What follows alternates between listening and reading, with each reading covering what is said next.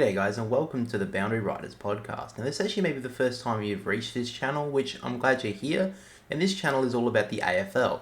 Now, I'm sure most of you who are watching this know what the AFL is, obviously the Australian Rules Football, and I'm a huge fan of it. You can probably see in the background here I'm a Swans supporter, but this isn't going to be a Swans channel, it's going to be everything AFL. We're going to be talking about fantasy, things like news, and every single week we're going to be covering things like my tipping and stuff, things like the fantasy football, like I mentioned, and a bunch of stuff that I just wanted to quickly introduce just before we get into it. So yeah, planning to do at least 2 or 3 videos a week here. Probably one podcast each week, maybe a fantasy clip as well, and then either we'll do some AFL news. The AFL games coming out soon, AFL 23, so we'll probably cover that, probably play like a couple of playthroughs as well, like of games and stuff.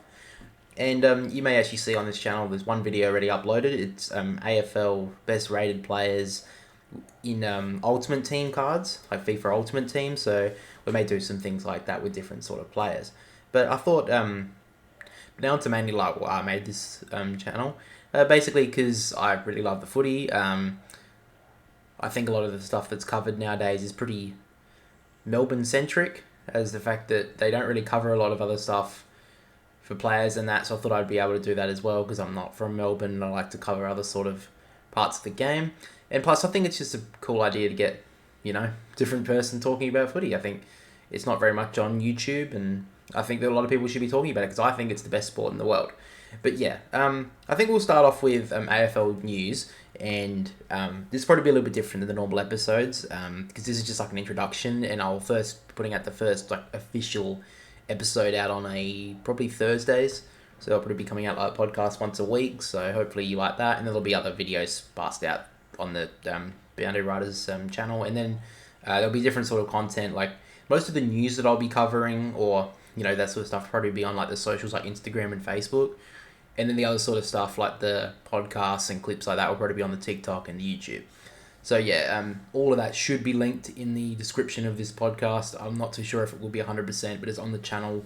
You can see on the screen right now all the names you have to go. So if you want to follow them, just go to them there.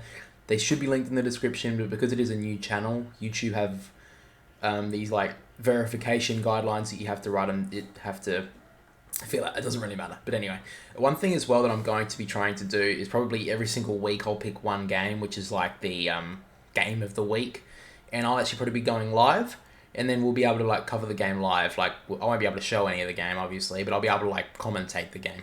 Because as a kid, I loved commentating when I used to play the AFL game. I used to commentate players getting the ball and stuff, and I actually really enjoyed it. So hopefully I can get some of that sort of stuff back by talking about that on like live streaming the games. And I probably won't be doing any Swans games. I'm just going to say that now because I'm going to be incredibly biased, and I don't want to do that because that won't be very entertaining if you see me sitting there yelling ball every single time something stupid happens. So we won't be doing that. But yeah, we'll be doing the footy, and once a week on this channel we'll be doing a live stream talking, like going through the game. But yeah, I wanted to talk a little bit more today about the AFL news that dropped. This will probably go out tomorrow, but today the prison bars were announced for Port Adelaide, and Port can wear their prison bar Guernsey in the upcoming showdown, which I think is in round 3. And I've got to say, and Collingwood then put out a post talking about how they gave Port Adelaide permission to use it. I can't believe in 2023 we're talking about a club who's their own Guernsey, Port Adelaide, have to ask another club to wear it.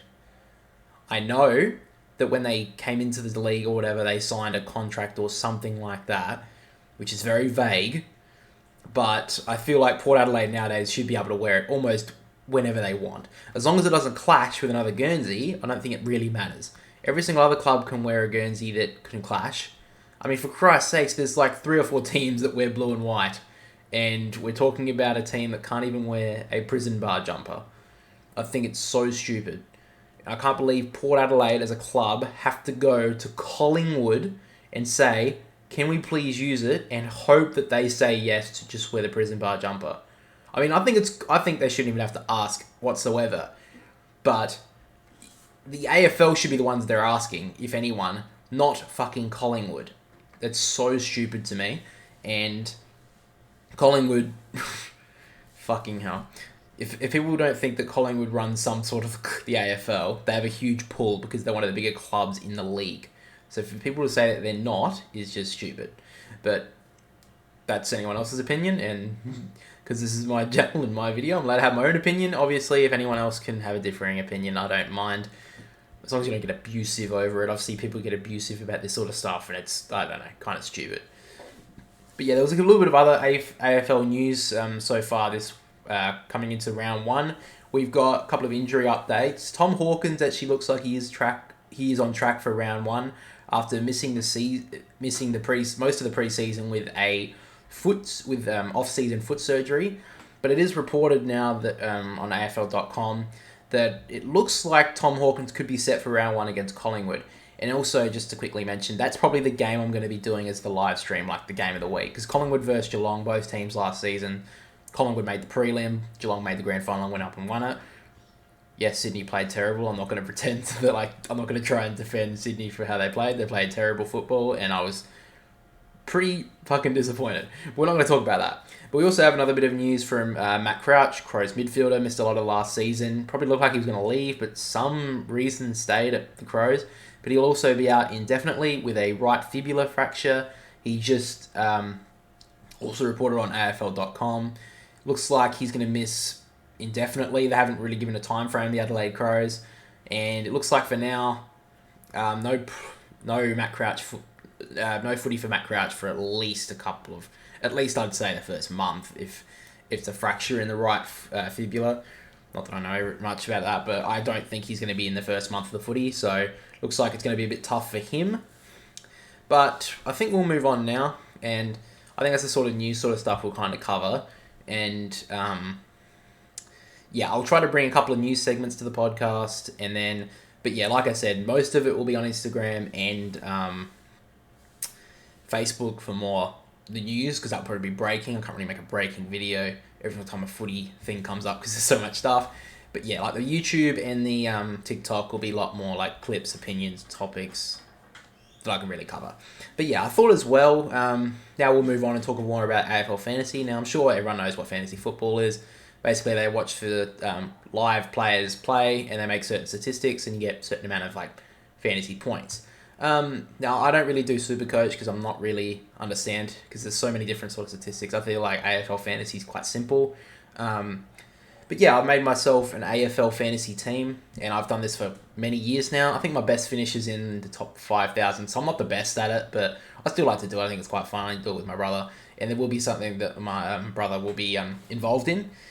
But yeah, we'll get into it, and I'll read through my fantasy team, and I'll put it like a graphic or something up on the screen. But yeah, I just want to go through it. So we'll start with the defenders. I got Sam Doherty, captain for Carlton, points grabber. He'll be there all season with marks and kicks. Got him as the vice-captain on the loophole for round one. Then I got Andy McGrath, had a really good pre-season game, so I'm feeling like he's going to get a little bit more midfield time. I think they have said that he's going to be playing off half-back, but that's fine by me if he gets a lot of touches back there. I've got Elliot Yeo as my third defender. A lot of injuries last season. I feel like he's up for a good season here. The Eagles, I think they need some experience in that midfield with Tim Kelly really holding the bulk of the load. So I think Elliot Yeo will be getting a lot of touches. Then we've got a bit of a point of difference is Liam Stocker. So he was a delisted free agent, I believe. Got picked up from Carlton to the Saints. And he's priced at $4.41, but it looks like he's going to get some footy at St Kilda at least earlier on this year. And in the pre-season game against Essendon, he had a pretty good game. So, $4.41, pretty cheap defender. I don't know if anyone else has been picking up Liam Stocker, but I think he's only got what's his pick? Owned. Yeah, 0.41 owned for Liam Stocker. So, I feel like he could get some good footy in for St Kilda early. And also, this could obviously change because the teams haven't been picked yet. And yeah, when the teams are picked, then my team may change. Anyway, my fifth defender is Charlie Constable. Didn't really play much footy last year for the Gold Coast. Looks like he's going to be playing off half-back this year. He was a former Geelong player. So I'm actually a little bit surprised that they've tried to move him back because, to be honest, he wasn't that much of a good kick at the Geelong. But he's going to be playing half-back this year for the Gold Coast. Hopefully pick up some good touches. And then we've got Eagles recruit in Jinbi. It looks like he's going to be a really good defender, midfielder, sort of player this year for the West Coast Eagles. I think he was the highest draft pick for the Eagles this year. So I think Jimby's going to be doing good. Now we get to the midfield. Probably my premium player of the whole team is Lachie Neale. Actually hasn't been picked by a lot of teams this season, this so far. Only 6.7. I'm tipping Lachie Neale to have a pretty good year. That actually may change because I may change that one because Josh Dunkley is going to be in the Brisbane lineup, and I'll actually get to someone in a minute. But yeah, I feel like Lachie Neale. I'm tipping him for a good year. So 9.47, pretty high price, but you got to pick a really good midfielder to start your fantasy team. Then I've got Jack McRae. I feel like he's in for a top year. Dunkley gone. I feel like now he's going to take the bulk of that midfield, and he's going to be getting all of those touches. So roaming around the half-back line, moving forward, I feel Jack McRae is going to have a really good year. Now, this one's a little bit different. I've got Tim Taranto in the midfield. Now, I'll get into why I've done that a little bit later, but I feel like Tim Taranto is up for a good year with Richmond. Actually, interesting fact that Richmond for the last few years have not actually had a player average over 100, but I feel like Tim Taranto is going to buck the trend. He had a beautiful game against, Melbourne in the pre-season game. So I feel like Taranto, he had so many CBAs, so Taranto's up for a good year. Tom Green, I feel like he's up for a top year again. Had a pretty good year last year, especially a good start, but then I feel like now another year older, he's going to be a star in the making. Tom Green, I feel like he's going to have a top year. Jordan De Goey looked like in the preseason game he took a lot of midfield time, so I'm going to be putting him in the team. He's a point of difference as well. I didn't really think that. 3.8, so not that big. But I am a little bit questioning on that one because of Tom Mitchell coming to the team. But I'm going to give Jordan De Goey the benefit of the doubt, and he had a really good preseason game, so yeah, I feel like that's going to be pretty good. James Warple's my next pick. I feel like it was between him and Callahan that I was going to be picking from. I've gone with Warple just on the fact that he did have a really good year a couple of years ago, so he has got some history. Last season, he didn't really play too well, but in the preseason game, it looked like he's going to be getting more midfield time with the departure of Tom Mitchell and O'Meara. Then I got second to last midfielder, Will Ashcroft. We've all seen him, basically a rising star in the making. Probably the rising star this year if he stays injury-free. And then we've got Cam McKenzie, who is the recruit from Hawthorn last year in the draft. Had a really good preseason game. I'm tipping him to have a good start to the year. And yeah, I think that's my midfield. We've got the ruck pretty quickly. Rowan Marshall. With the retirement of Ryder, I feel like Marshall's up for a top year. And then Darcy Cameron had a really good end of last year when Grundy got injured. And now Grundy's not there, obviously. I'm picking Darcy Cameron to have a pretty good year. Now we get to the forward line. Stephen Keneally I'll start off with. He had a really good year when he actually went midfield. Hopefully Adam Kingsley, the new coach of the Giants, puts him in there. And I am tipping that Keneally will happen. So he's my top forward. Then we've got Connor Rozee. As soon as he moved into the midfield last year... Fucking cat. Sorry, guys. Alright. I'm leaving that in. I don't... Yeah. I do, but... It's alright. I can't be bothered. Connor Rozie's our fifth forward. Had a really good end last year when he moved into the midfield. Ken Inkley chucked him in there. And from that preseason game, it looks like nothing's going to change. He's going to have a super year. Errol Goulden is my third forward. This is why Tim Taranto is in my midfield, because I had to pick Goulden in this team. Sydney were pretty much full strength midfield-wise in the last preseason game, and Errol Goulden had a blinder. I'm sure you guys have all heard of it by now, but I had to get him in this team, and Errol's up for a top year for Sydney. Then we got Jason Horne-Francis. This may change, but he had a pretty good preseason game for Port. Played a little bit of midfield time. So I'm tipping Horne-Francis to have a good start to the year. Then we got injury-prone Toby McLean. Only played a couple of games last year, and one of them was a final. So his price is really, really low, 401. Didn't have that good a preseason game, but I'm going to tip him to have a good start to the year. He does have history of being a pretty good forward for fantasy, so I'm giving him a chance. And finally, my forward line rounds up with Harry Sheezel. Had a really good last quarter for North Melbourne in their preseason game off halfback. So I'm tipping Sheezel to have a good start to the year. I feel like he could be one of the big recruits in AFL fantasy. Now we're just going to get to the reserves, and I'm going to tell you now these are definitely going to change when the teams come out, because obviously I'll be picking the players that are being picked. But Darcy Wilmot came in the finals last year for Brisbane, so giving him a good chance. He looks like he's been playing round one, so give him a good chance. Miller Bergman, brother of Miles Bergman for Port Adelaide, Bergman, North Melbourne defender, played I think the last half of the pre-season game for North Melbourne, so giving him a good shot. Will Phillips for North Melbourne, I've had enough money to put him on the bench. I've got 48k left, so I'm pretty fine at the moment, but obviously things are going to turn around.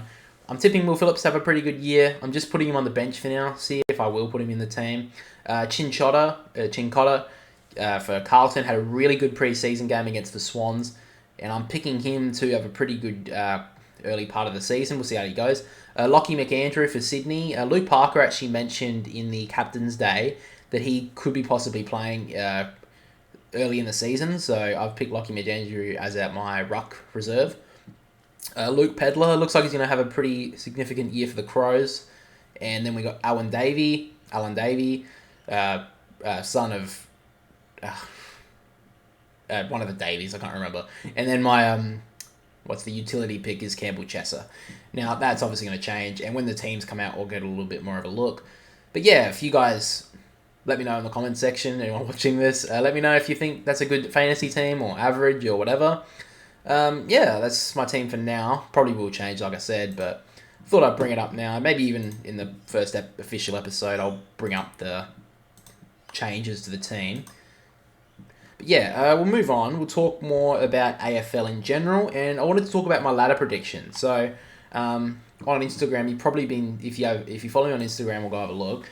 I've been putting up basically 2 or 3 teams a day, talking about where I think they're going to finish on the ladder, and I probably won't go into too much about why I've put these in the position, because I feel like if you really want to know, you can check out the Instagram to find out why I've put certain teams where. But yeah, I'll bring up the teams, my ladder prediction. Obviously, every year but a lot of teams will go up and down the ladder. But this season looks like there's such a divide between the top 8, 10 teams and the bottom. It just looks like for a long time it's been pretty quick that teams will go up and down. But I feel like this season it's going to be pretty... I can't see a lot changing, but I'll eat my words, and I'm sure some bottom team will just spike up the ladder somehow this year. But yeah, we'll go from bottom to top. So in the bottom 10, Wooden Spoon, I feel like North Melbourne are going to get it. Even though Alistair Clarkson's come to the club, they don't look that good. They're relying heavily on Larkey and Zerha up forward, and Simpkin and Davies Uniacke in the middle. I really can't see them doing much this season, North Melbourne. I think they'll get a couple of wins, but I can't really see them doing much. 17th, we've got Hawthorn. They've cut, I think, way too young.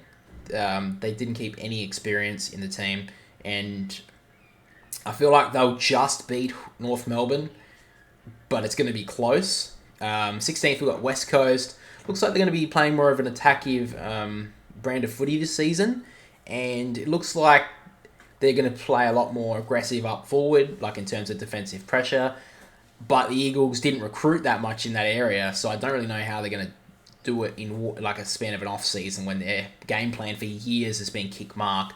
So I'm going to be tipping... I feel like they have a couple of good games this season and may even knock off a couple of like top teams in upsets, but I feel like they're going to finish 16th. Next, we've got Essendon. I can't see Essendon doing much this season either. They picked up Wiedemann, which was a good pickup, and Tippum Woody's has returned, so they will have a little bit more firepower up forward.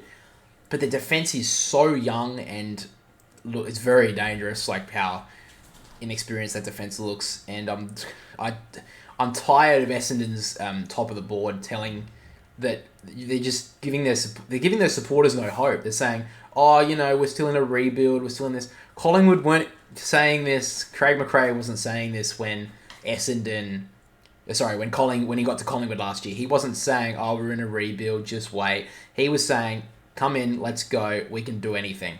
And they almost made the grand final. They missed out the grand final by 1 point. So I'm tired of that excuse from Essendon to just keep saying, oh, we can't do it. So if they're going to have that excuse, then I can't see them doing anything. Why should I believe that they're going to go any higher if they don't even believe in themselves? Next, we've got the 14th, and that is the Crows. They have a pretty good forward line now with Rankin's recruiting. Taylor Walker probably kick his 30-40 goals. Darcy Fogarty came on late in the season. So if he can continue that, and he looked pretty good in the preseason game. The Crows have a pretty good forward line, but their midfield heavily relies on Rory Laird. Rory Sloane's coming back, but you can't really tell if he's going to be back good. And then the defense is pretty rough on the edges, despite Jordan Dawson taking over the captaincy. So the Crows, I'm going to be picking them 14th, but I think they'll improve on last year in terms of how they play. Next in 13th, I've got St Kilda. Ross Lyons came in, but with the injury of Max King, I can't see them kicking a winning score in a lot of games because he's good for 2 or 3 goals a game most of the time. And now that Max King's injured, with a Ross Lyon as coach, they're going to struggle to kick goals because Ross Lyon's going to come in and bring in a defensive game plan, and I can't see them kicking a winning score in a lot of games, the Saints. But if they can get their running game going, maybe they will actually string some games to get together early and then maybe go up the ladder. But for me, I think they're going to finish bottom 6. Next, we've got the Giants. Now, the Giants lost Taranto and Hopper. They're huge losses. Their forward line is so inexperienced. I can't see them winning a lot of games this season to push into the 8. But their midfield is just top class and their defense is still pretty good. So I can see the Giants putting in some work, probably getting a couple of upsets, but I can't see them pushing the 8. Next, we've got the Gold Coast. That's at 11th. The Suns, I don't know what they're going to do. Ben King's back, so that's huge for them. I just don't know if they've recruited enough to change. Like, they've only got 2 or 3 A graders. They've got Ben King, they've got Noah Anderson, and they've got Took Miller. That's really it for the Gold Coast. I don't know if they have enough A graders to make the finals and push themselves high enough. Because if Took Miller has a bad game, I don't see them winning any games with Took Miller having a bad game. But he is the best two-way runner in the comp, so it's really hard to lock down Took Miller, but he is their best player, and if he does get locked down anytime in any game this season, I can't see the Gold Coast winning the game. So now we get to 10 left. At number 10, and this is probably going to piss people off because there's a lot of them, Collingwood. I feel like Collingwood are going to have a massive drop-off this season.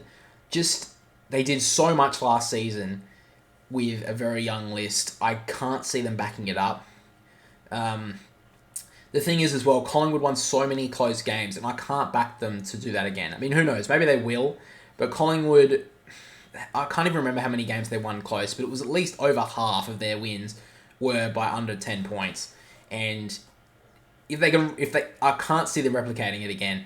Daniel McStay was a pretty, I don't even know if he's that good of a recruit because he's never even kicked over 30 goals for Brisbane. Now he's coming in, probably taking the first or second defender, and he was only taking the third one at Brisbane. So I'll be interested to see how Daniel McStay goes. Tom Mitchell's a pretty good recruit, but I don't know. I think Darcy Moore as the captain, it's actually a really good choice. But for me, Collingwood, I just can't see them pushing the 8 this season unless they can go on a big run like they did last season. I can't see Collingwood going up in the finals.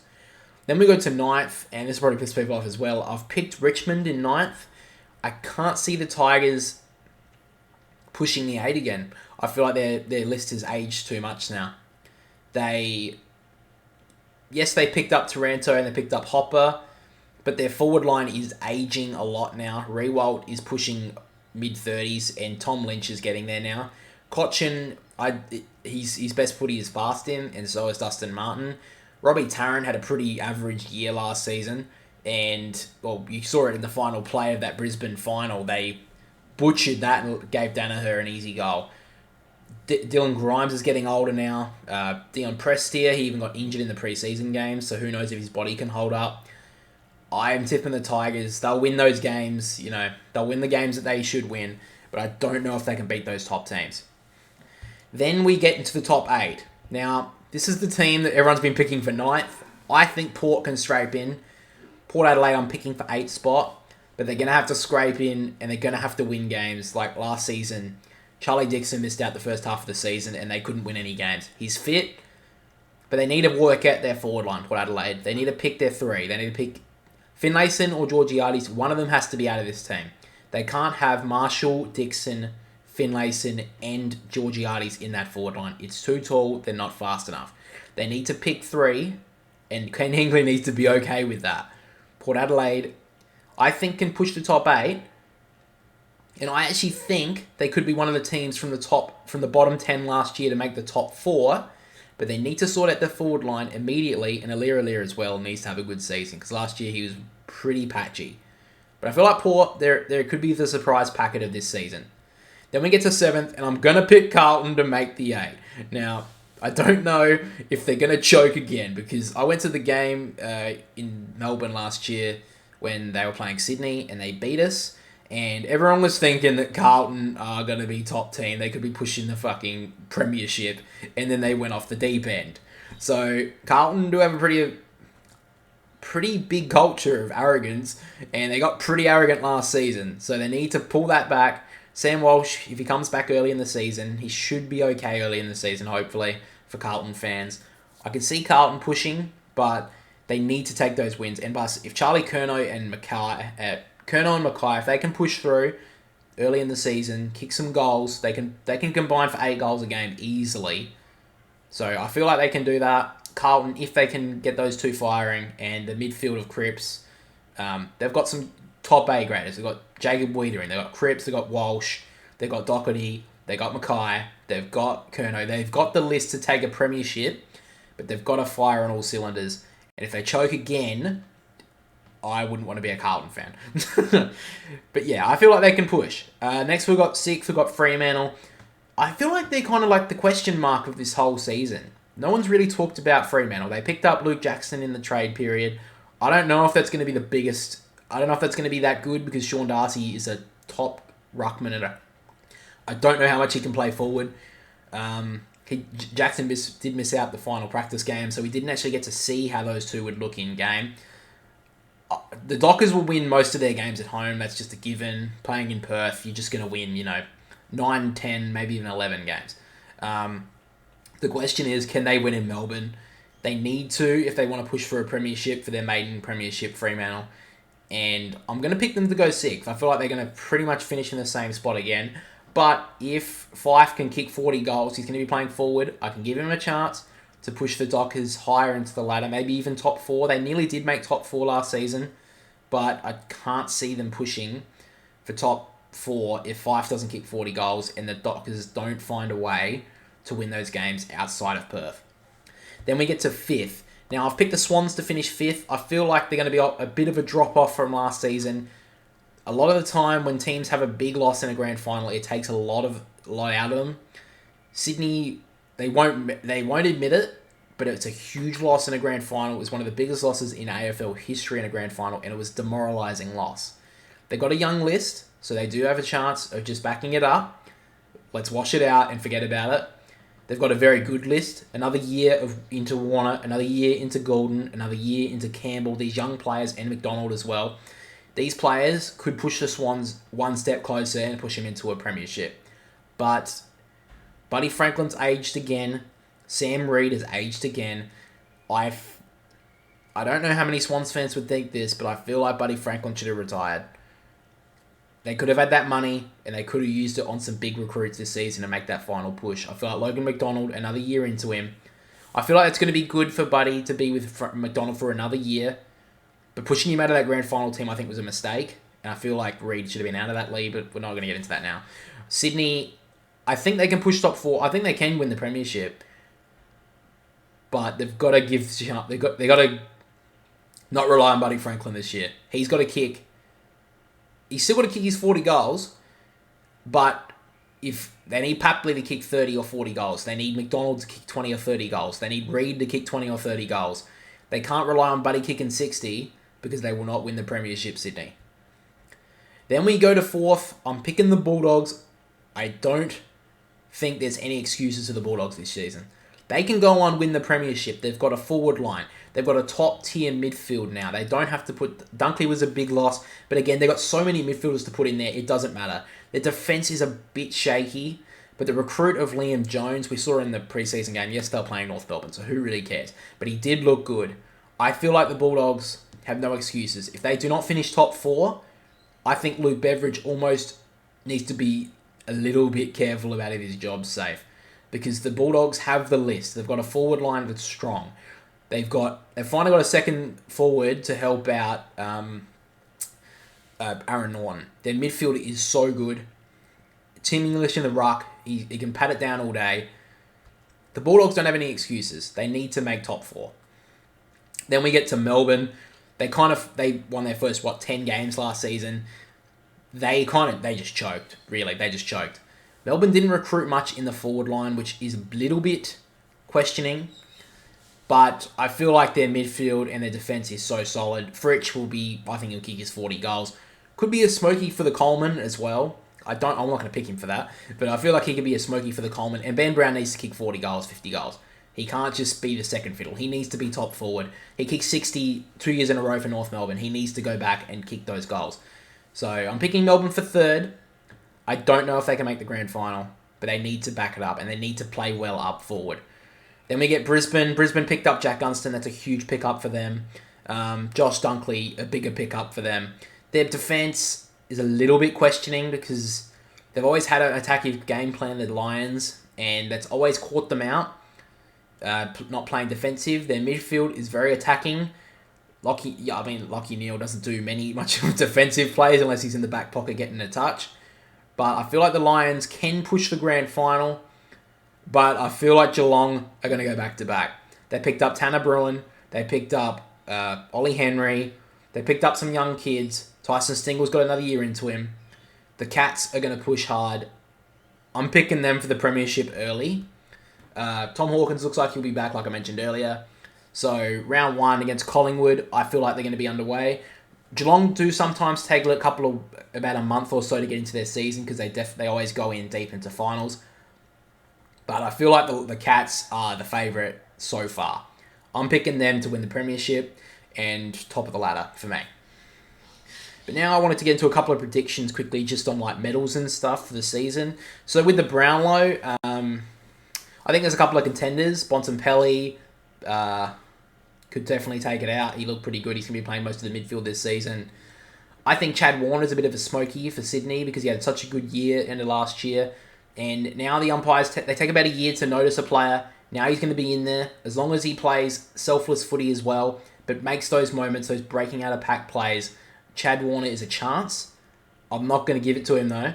My pick for the Brownlow this season is Clayton Oliver. Now, last season, a lot of points got taken away from him from Petrarca, but I feel like now he's their best midfielder, and if the Demons can push again, I feel like Clayton Oliver can take it out. So I'm going to be picking him early in the season, but I wouldn't be surprised if I had to pick a second one. It'd probably be Bontempelli, but I'm going to put my money on Clayton Oliver to take out the Brownlow. Now the Coleman, I'm picking Jeremy Cameron to take it out. Because I think there's a lot of games that the Geelong will... I feel like Tom Hawkins actually will be kind of rested throughout a few games this season because he's another year older. And I feel like Jeremy Cameron, especially in those games, let's say they play West Coast, they play Essendon, he can kick his 4 or 5 goals in those games and take out the Coleman. So I'm going to give it to him. And then the rising star, I think everyone said this, but I'm going to give it to Will Ashcroft. He looked so good in that preseason game. The problem is he's playing for Brisbane and their midfield is stacked. I don't know if he'll get that many touches every game like Nick Dacos did last year because he played off halfback and just roamed around the footy for 20 rounds really, except when Sydney went to him with Ryan Clark. So I'll be interested to see what happens with the rising star. I think Smokey for that is also Sam Darcy for the Bulldogs. But I'm giving it to Will Ashcroft because it's usually a midfield. The midfielders can usually take those awards out pretty easily. But yeah, I'll be interested to see how this year goes. That's pretty much the end of the podcast, guys. So 34 minutes. It'll probably be running 30 to an hour. So you'll see on the screen as well. I'll just quickly talk about that. So every single week, the Thursday episode, I'll be talking through my tips for the week. And obviously not the first episode because there'll be nothing up there. But I'll be putting the fantasy score up here, tips as well, talking about things that happened over the weekend, things that pissed me off, things that I thought was good. What else are we going to talk about? Hang on, let me just go through a rundown of what an episode would look like for this. If I could find it. Alright, so basically how the start of it will go, I'll be talking about urgent news that's happened or urgent things throughout the week, maybe as the latest parts of the season come out, the trade rumours and stuff like that. But yeah, like I said, if you want to find out more news sort of stuff, follow me on Facebook, follow me on Instagram. That's the stuff where you're going to find it. And then here we'll be talking things about the tips, my tips for the week, my fantasy trades, my fantasy score. Like I said, we'll be doing game of the week live stream. Maybe even show like a clip of like the best moment of the stream, so you guys can come watch. And I've also got a thing with my brother. My brother, huge football fan, probably knows more about footy more than me. So he'll be talking more about he runs a betting thing. So obviously, if it's going to be gambling, if you're over 18, do it. If you want to do it, you have to be over 18. I'm not going to tell you not to, and gamble responsibly, obviously. But yeah, we'll obviously be talking more about that the next episode. So yeah, thanks for watching the Boundary Riders podcast today, guys. And make sure to subscribe on YouTube. Follow me over on Instagram. Fucking hell. Instagram, Facebook, and TikTok as well if you're on that, and on YouTube. So yeah, thanks for watching, and for now, that's all from me. Thanks, and goodbye.